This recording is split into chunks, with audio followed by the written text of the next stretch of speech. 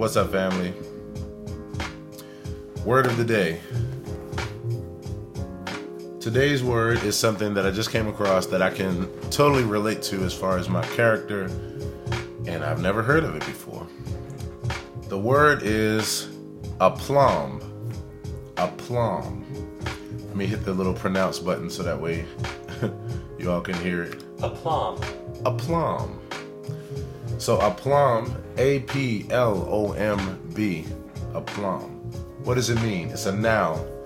It means self-confidence or assurance, especially when in a demanding situation.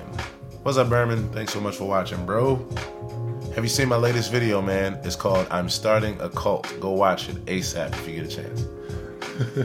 That's a sidebar plug. Okay, today's word, aplomb, self-confidence or assurance, especially when in a demanding situation. Similar words, which are other synonyms, would be poise, self-assurance, assurance, self-possession, self-confidence, calmness, composure, collectedness, presence of mind, level-headedness, sang-froid. I heard that before, but I've never looked that up. Equilibrium, equanimity, which was the word of the day about 2 days ago. Nerve, nonchalance, savior-faire. I never heard that before. Savior-faire. Cool. Cool. Keeping cool. Unflappability. Never heard that before. Today's word is aplomb. Let's look at Merriam's dictionary. Says complete and confident, composure or self-assurance, poise.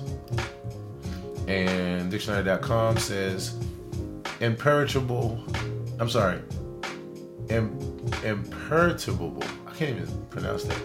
Imperturbable. Somebody help me out. Self-possession, poise or assurance. The perpendicular or vertical position is another noun for that. And then let's look at a few sentences. How to use it in a sentence. Mr. Oakley did this with great aplomb. Let me just make sure I'm pronouncing that again right. Aplomb. Aplomb. So it has a B at the end. A-P-L-O-M-B, but the B is silent. Aplomb.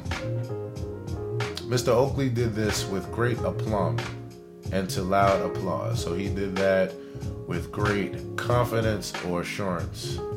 And I always, if that annoys someone that I keep doing that, I apologize. The only way for me to really understand the word is after I say the word in a sentence to say the definition of it in a sentence. Then my mind puts it together. The party was planned without our usual aplomb, it would appear.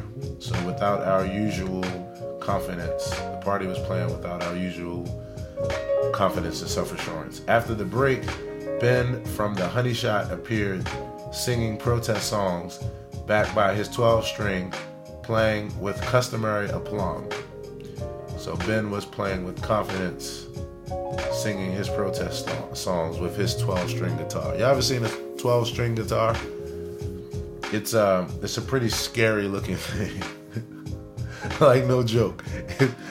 And if you see the bass version of that too, that thing is scary looking. Like I'm afraid of 12-string guitars and basses. Like, legit afraid of them. Ronnie reeled them off with such aplomb, it almost didn't matter. So Ronnie reeled them off with such self-confidence and assurance that it really didn't matter. That it almost didn't matter. So basically, in my childhood, I was just saying this yesterday in my I'm Starting a Cult video. Please watch it. I was saying that since I was a kid, because of the education, because of my mother being a teacher and instilling education in me from a very young age, and also giving me a lot of exposure, my self-confidence, my aplomb was really high. And I used to get joked a lot as all kids do, but I also got joked because I had Steve Urkel glasses and I was skinny and I was kind of lanky and I held my head to the side and all these things. But I never was affected by that because I knew who I was, so I didn't have a low self-esteem. So my esteem and my confidence was never affected by that. I used to laugh right along with everybody else. So I think about that because when I look at this last sentence, Ronnie reeled them off with such aplomb, it almost didn't matter. I almost could put that in a sentence myself. Like, you know, Aaron laughed with everyone with such aplomb that their comments or their jokes, you know, didn't matter. So that's it. So that's the word of today, aplomb.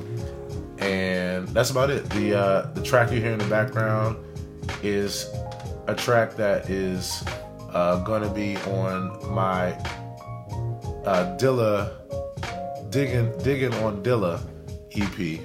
I might even put it on the Deep Grooves EP as well, to be honest.